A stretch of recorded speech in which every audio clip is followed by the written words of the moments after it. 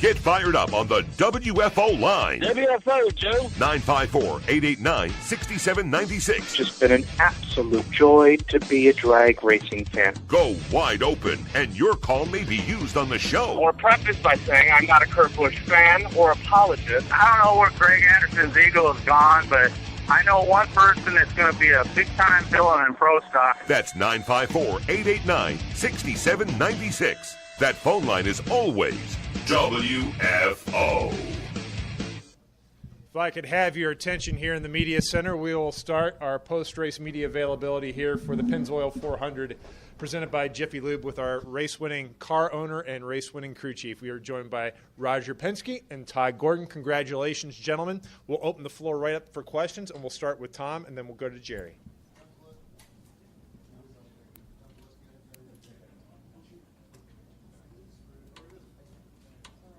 That's better. There we go. Thank you. Guys, for either one of you, as you were watching this unfold, are you learning anything more about the package and how much things like lap traffic are playing into how you guys race each other? Well, I think, really it's about where you are in the stage with your tires. And, basically if you want to run fast, I think on Friday and Saturday you might have a different car than you do in the race. And I think people are starting to see that. But clean air is – every car likes that when they get out front. But I think the key thing today in the package that nobody got out more than 3 or 4 seconds. There were some pit stops where people were out there. But to me, it shows that you don't have to – you can be the leader, but also you can be behind and catch up. And I think that's key for us. And to me, it's execution in the pits. And I think our engineering team back in Mooresville has really done a good job from an aero standpoint. And obviously the Roush Yates engines today were there. You could see that when we were, dicing with the other guys. But, overall, it's 2 weeks in a row. I'm probably biased right now. I checked the box. I love the package. Maybe not next week, but so far so good. Yeah, I think it's just a learning process as to what we've got. But what phenomenal racing. We were part of it in several places, but raced the 18 pretty hard, swapped the lead with him, raced the 4 pretty hard, and even our teammate. And just, what a kudos to the aero package and where it's gone. I think the racetrack got really wide today. Something that's really cool because you see cars going all over the place. And it made the end of the race pretty exciting. And how we handle lap traffic, it's still, it's what you've got to look forward to. And Joey did a great job of keeping eyes forward to what lane guys were running and where he could go with it. So something that it's part of the racing deal. Were you having any flashbacks at any point to 2 years ago when you saw Kyle coming? Oh, no. We've raced our teammate here pretty hard at times, and seems like Brad's beat us about every time. So a little satisfaction to get on the other end of that one with our teammate. We'll go next to Jerry, then to Lee, then to Mark, then to David. Jerry Jordan, KickingTheTires.net. For both of you guys, which one was more nervous with the teammates battling out there, Roger? You have a lot invested in it, and then Todd's got he's got to get his guy to victory lane. Were you worried about those guys racing hard?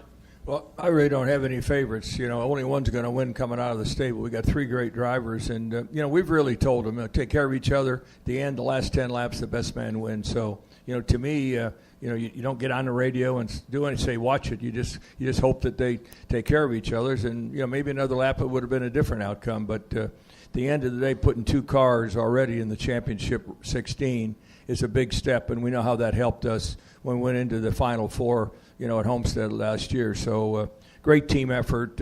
Todd, the way they set the cars up, and I think the strategy we had on both cars paid off. When he came in early the last time and, got tires, so he stayed with the guys that were up front. And then on the long run, Todd, I thought your car was terrific. Yeah, I think the shop did an awesome job of giving us race cars that had long run speed, and that's part of what. If you look back to Friday, we qualified 10th. We didn't have the speed some of those guys did, but I think we had race ability in our race cars, and on the long run we kept that speed with us. And Joey did a great job of it, but everybody, Team Penske, did a great job of giving us pieces we can work with. Lee? Congratulations on the wins down under. Great way to kick off the season. Todd, how are you going to work on qualifying? It was kind of, it really, some guys looked like they had purpose out there, others did not. Yeah, I mean, we missed the last, we missed the call on the last sequence, and it's something you just got to learn. We went out, we got ahead of most everybody. We were third in line when we left pit road, and you've got to draft. I mean, with qualifying with these cars, with this place, and this is different than what probably Atlanta was, because Atlanta we're still kind of having a lift. But when you put tape on these things and tape them all up, they make a lot of downforce, and you could run flat out around here. So we qualified 10th, but we didn't get as good a lap in the last round as we could. I think we could have qualified 5th or 6th, and honestly, I think to be better than that, we're probably going to sacrifice some race stuff. So we're looking pretty hard at what we have to do to be better on qualifying. But I think a lot of we were 10th, and I think a lot of our lack was execution in the final round. So something we've all talked about, TJ and myself and Joey, about how we can do that better going forward. And it'll be a different race next week at Phoenix, because we've got downforce and power, and you've got a lot of lift in there. So we'll be back to kind of single car runs. And Roger, your cars, the 2 and the 22 at least, they were very evenly matched. Were there moments of, I don't know, just those two getting so close together? I mean, was there moments of nervousness for you at any time because they were just like crazy close? Well, I've seen it all, over the years, with teammates racing each other. But, on one side you worry a little bit, but on the other side, boy, isn't that great, because we're competitive and we're racing for first in our cars. So to me, just knowing these are guys are professional, they've won races, they're teammates, but at the end of the day, the best man wins. I don't want one of them to knock him out, you follow me, but, Brad could have got underneath him there maybe and won. So to me, it was just a solid day, and everything went for us. Our main sponsor was here, obviously, and C Ford again, and the new Mustang. Let's give them a lot of credit, because back at Ford headquarters, the work that they've done technically for us in combining the teams with Haas and the rest of the, certainly the Ford teams has made a big difference. You see them all running better, and I think that's a real credit to the whole organization. We are all working together.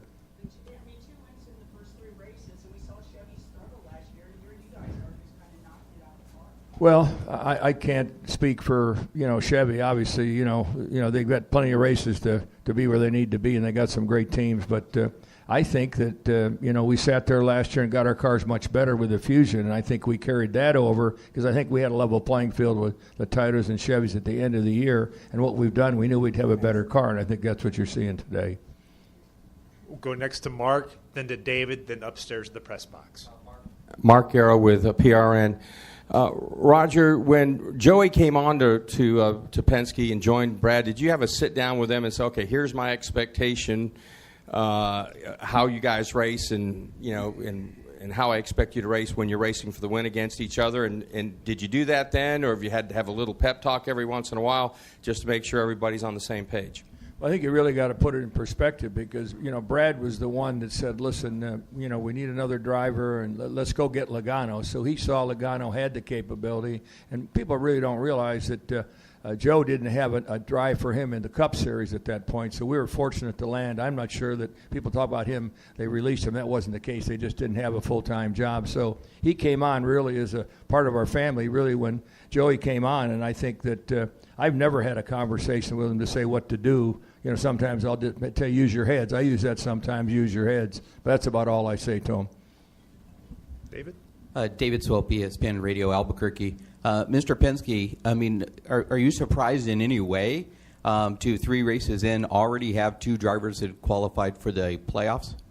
Well, that's what we go racing for. So yeah, I am surprised, but I'm not surprised. I think what the time and effort that all the team put together, and Todd, and certainly when you look at Jeremy and Paul Wolf, these guys are pros, and every one of our key guys have grown up from the Xfinity Series up into their Cup jobs, and they sit right next to each other at the shop, so it's not 3 different teams, it's one team, and I think that's why you see our cars typically running well. Blaney had when at the pit stop, he had knocked off one of the air things for putting the air in the tires, so he had to come back in and change tires, or he could have been up there too because he had a good car. So, Mr. Gordon, are you going to approach, now that you have both of the cars in there, are you going to approach the rest of the season differently? Is there something you're going to look at specifically to work on as you head into the playoffs? Well, I think the biggest thing with this year, with the new aero package and where it moves around, every week's a new learning curve. So I think, the win's awesome, and it gets us, basically guaranteed into the playoffs. And I don't think that I'll do things differently. The only thing is it allows you to be a little more aggressive. That's how you call a race, or some of the things you do. You can be a little bit more aggressive to try to go get wins, and those things you'll still do. But we're still trying to learn what we got to do to race this package and where we go. I think we've done a great job to what Roger talked about. I think Ford did a great job with the car. I think our shop's done a great job in giving us pieces that are competitive. We've just got to continue to push forward because everybody's going to learn this package, and we've got to stay ahead of it. Well, I guess my follow-up would be that's a little scary to the competition if you feel like you still got to learn, and yet you've got 2 out of 3 victories. Well, I think we all. If you ever quit learning, you better quit because you're going to get passed. And it's a new package. It's something new that we've all got to kind of grasp around. I think you see comers and goers, and we're all kind of trying to sort it out. It's a unique situation because we've got a new package that we don't know what we really needed out of it, and we're going to the West Coast swing where you got to build your cars ahead of time. So it's something we got to continue to learn on, and we'll learn as we get to different racetracks because this is a racetrack that doesn't have a lot of fall off. Atlanta did have a lot, and California is going to be its own creature. So every racetrack we go to has got a new learning curve. Okay, next we're going to go to the press box, and we'll come back down here to the guy that Dodgers had. Jim Utter, Motorsport.com. For Todd, sort of follow up on that question. Just as a collective weekend, including the qualifying process, everything that you guys take away from this weekend, do you think that you'll see a lot of changes from with your team, or maybe just in general as people go to the next race weekend that has the similar air package? Yeah, I think you'll continue to see teams make changes to what they think, and now we've got 2 data points that we, and we've got a week that before we go to California with a drag duct package. So I think you'll see it evolve for everybody. I think even us, it's going to evolve again, and we'll sit down on Monday and have the meetings to talk about where we thought we were good and where we think we can be better. And I would expect every one of our competitors to be doing the same thing. It's how we race. We've got to continue to push to get better, and because we know all of those guys are as well. All right, Jay Silver-Sidlow, AmericaJR.com. Question is for Roger. Last year, your team had your 500th win here. So can you talk about how special it is to win again here today? Well, the 500 win certainly goes down the record book as something that it took 50 years to achieve. So I'm not sure when we get to 1,000. But anyhow, this was a great win for the team, and it shows that we've always had good cars here. Brad winning obviously last year, and come back here with this new package. It's amazing. And Todd had talked about just what we're doing. We used to get our cars ready a week ahead of time, and then put them in a truck and send them out here. I think our cars left the shop 72 hours before we got here. So because we're still making changes, that's how fast we're learning on this package. Yeah, definitely. Any additional questions? Well, gentlemen, congratulations, and good luck next week in Phoenix. Thanks, guys. Thanks for everything. Thank you. Okay, we are now joined by the race winner of the 22nd annual Pennzoil 400 presented by Jiffy Lube, and that's the driver of the number 22 Pennzoil Ford for Team Penske, Joey Logano. We'll open the floor for questions. We'll start with Dominic, and then we'll go to Jerry. Oh, I don't have another microphone, so excuse me, Tom. It's right behind. Oh, cool. Yeah, Dominic Ottagona with the Racing Experts. Just want to get your thoughts on tying Terry Labonte on the all-times wins list. Is that something you take a look at, or just, I guess, gather your thoughts on tying the 2-time champion there? Yeah, it's an amazing accomplishment.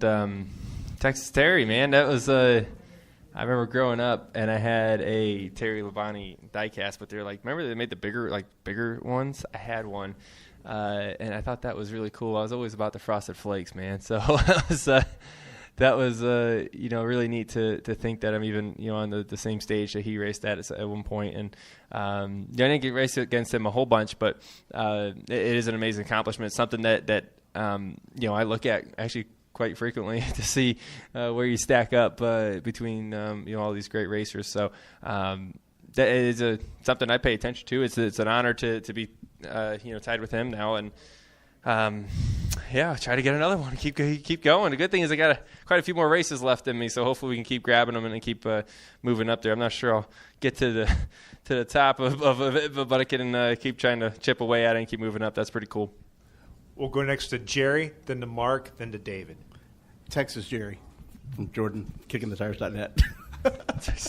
Very good. Very good. Number one dad joke so far. Keep going. You're in car. After the race, you were deciding on where to do your burnout. I heard them say, "Welcome to the playoffs," but you were debating on whether or not to tear up the landscaping out there with the Pennzoil logo. Oh, there was no debate. I was going to tear up the landscaping here. The talk was last night we had a big Pennzoil dinner, and the talk was that I was going to do some donuts in the grass at the end of the race. At the end of the race, not during the race. And so to be able to do that was super cool.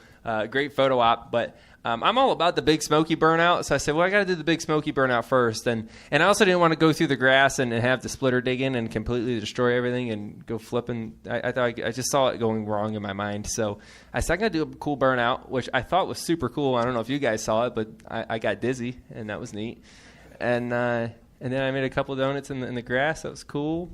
You know, it's I got to go drifting with Vaughn for a while. The last, I've done it for the last few years here, but just over time with that Cup car that we've made as a drift car, and so I'm getting good at it. I'm getting good at the burnout. So I gotta show my skills off a little bit when we win. Mark Carroll, PRN. Joey, talk about the end of the race with you and Brad. At one point, you jumped out, looked like you had things well in hand, and then all of a sudden, he crawled back into the picture and almost was able to do the slide job there at the end. Yeah, that was more intense than I wanted it to be. There's been plenty of times here where we've led a lot of laps, and by the stats, this is probably our best racetrack or close to it, and we've never won. And that's the most important stat to have. And usually something happens the last run, and Brad gets a little better, and for some reason his last pit stop they make a good change, and he becomes the fastest car and he wins. And he's done that here plenty of times. And I looked in the mirror, I was like, oh my gosh, this is happening again. I can't believe it. And he's able to get by me, and I was like, oh, I hope this didn't happen. I can keep trying to get in front of him again, and was able to get a run on a lap car and be able to work down into the corner and be able to clear him. But I burnt my tires off so bad trying to get back in front of him that I was just working so hard inside the car trying to maintain the gap. And I was in a good shape, and then I caught a lap car, and he went up into the top lane, which is where I was running, and I followed him right in there, and I was like, oh, no. And I just lost a ton of time, and then brought Brad close enough to where he can catch a draft off of me to close up the rest of the gap. And I thought, man, good thing this thing's 400 miles. I just told the Pennzoil people, let's not make this race any longer. That was just the right length. 405 would have been a little bit too long. So it is cool, though. I remember sitting up here on the stage when they announced Pennzoil was going to be the sponsor for this race, and how important it was for me to win this thing. So it's cool to be able to deliver for them. Go next to David, and then to Tom, and then to Davey. David Swope of the New Mexico Motorsports Report. Joey, how surprised are you that Mustang came along so quickly and was able to have so much success with 3 races in? Your team's got 2 victories, and Camaro had so much struggle. Do you think that has a lot to do with the work that was done on the aero package, or what do you attribute that to? Teamwork.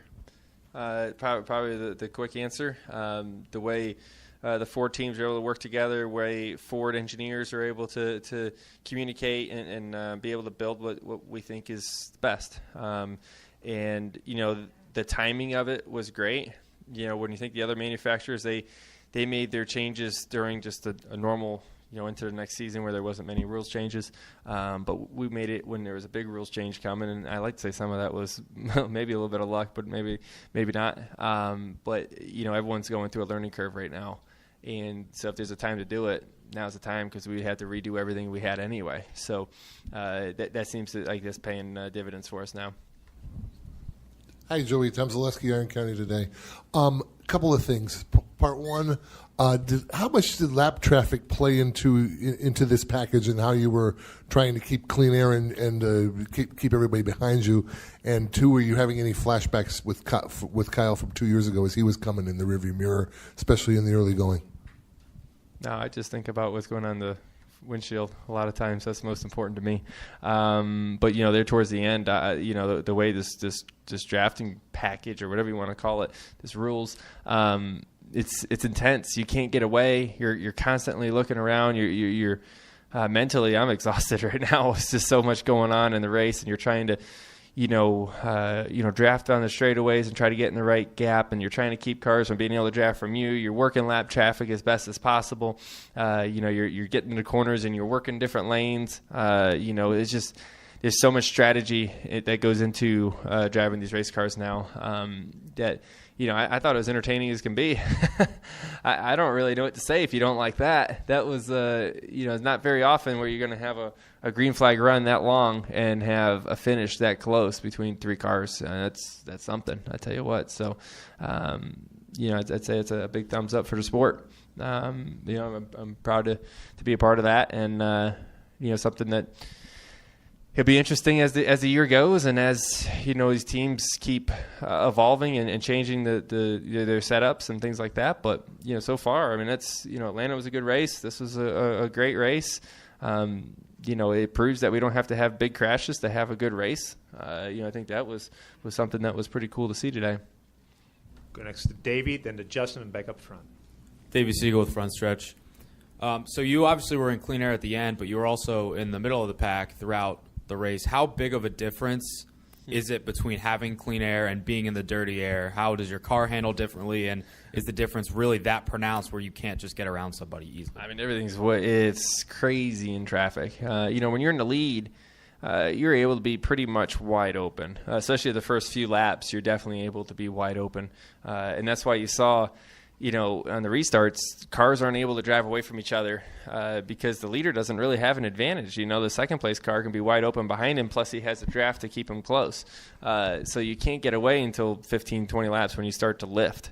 And that's when it seems like you're able to, maybe start to gap a little bit, which it didn't happen at the end. But that's why those restarts were so intense, where you had so many cars in line, and it's like, what lane do I go to? And you're just trying to strategically put yourself in the right spot to play offense, but also try to not lose a spot. That was a tough part. And you're relying on the information your spotter gives you. You're relying on, just the information that about your car and maximizing that.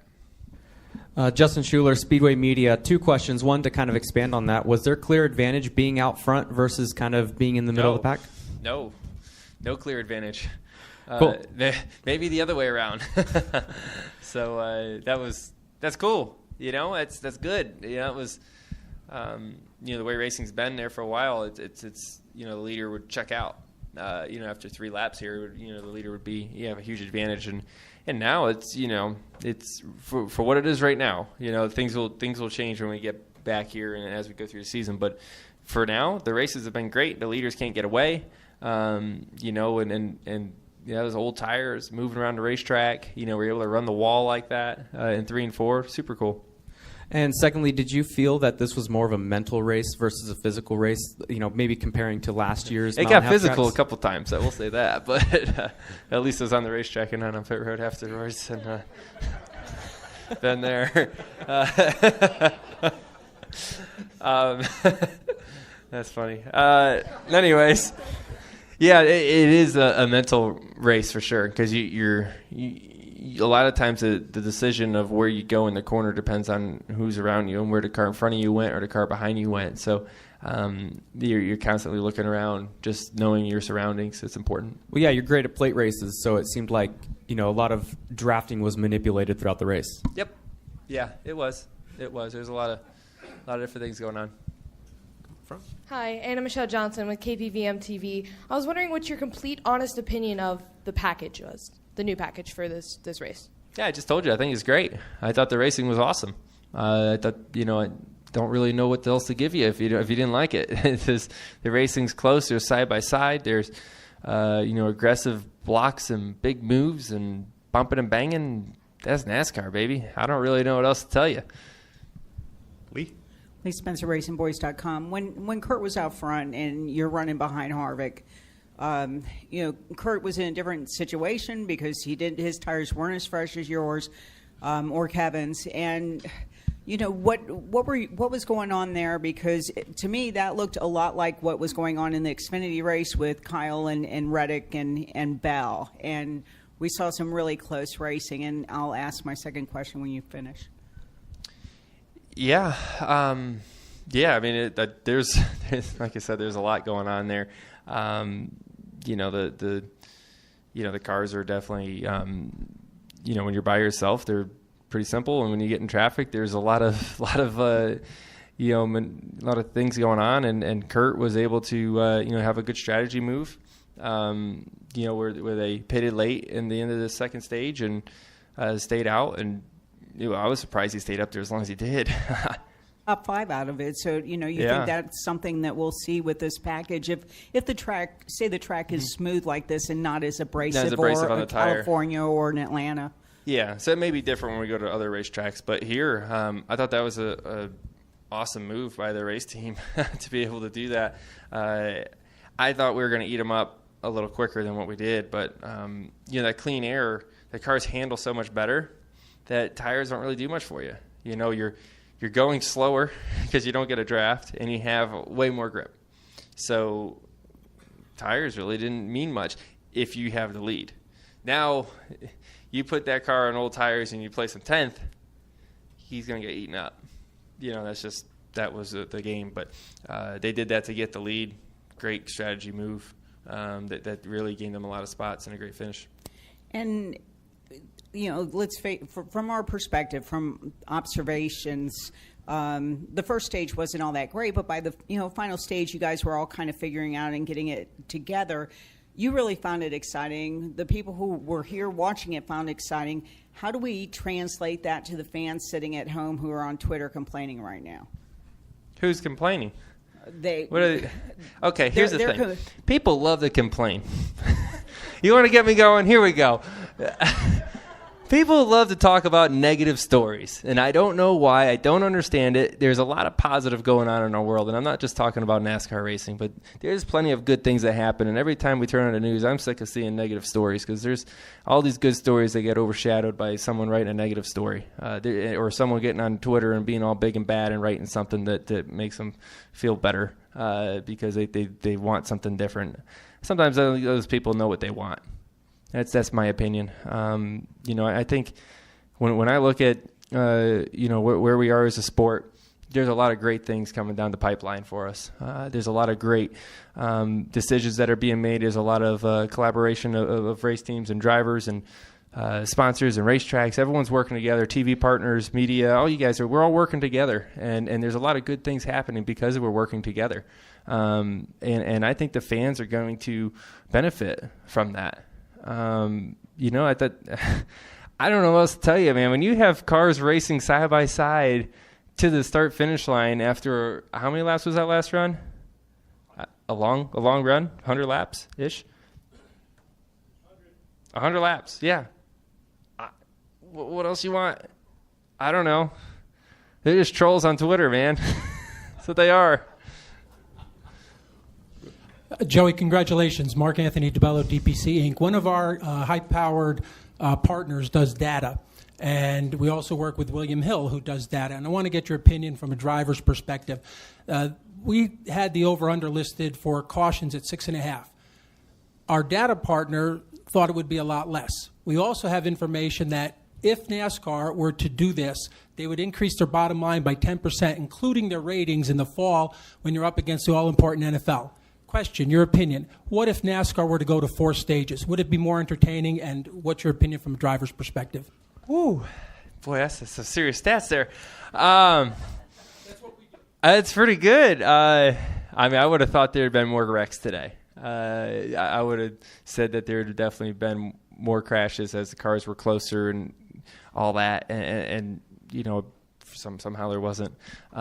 Drivers are really good. I think that's one part of it. These drivers and these stock cars they're best in the country, man. So there's not many mistakes, not many crashes. They're able to control the cars at least. So I guess that's one piece of that. If they're at another stage, I don't know. We do that at the Coke 600, right? We have another stage in that. because we have an extra 100 miles and the race is really long, so it makes sense when you have 600 miles. But, I don't think the racing gets better with another stage. The strategy of the race is kind of cool because you have these stages, that are starting at the beginning and you're racing to those stages, and that's one thing. And then it's like, okay, we're done with the second stage. You take a deep breath and you say, okay, now it's not about stage racing. It's about winning the race. And your strategy changes once again on how you get yourself there. Those cautions are cool, though, because you see, like Kurt, they knew the caution was coming, and that's why they pulled the strategy that they did, which ultimately gave them a good finish. I don't think another stage really changes that very much. Okay, well, you addressed strategy, but you like what you said about positive and entertaining and exciting. As a driver, would you find it personally exciting, do you think? If there's another stage? Yeah. I find everything exciting. I'm a pumped-up person, man. I don't know what to tell you. I don't think we need to. I really don't. I think I love that we introduced stage racing. I think it's great. I think the 2 stages is right. I think it breaks up the race. It gives it natural, TV breaks and time for people that they know the caution's coming out. They can go and get a hamburger or whatever they want. Get a nice cold Coca-Cola maybe. And so that's good. That part's good. And there's points scored during an event, which we didn't have before, and no other sport was like that. So now we have points scored during an event. That's cool. But I really don't think we need another one. I think it's exciting the way it is. Any additional questions for Joey? Joey, congratulations on the victory, and good luck next week in Phoenix. Cool. Yeah. Thank you, guys. This is WFO Radio.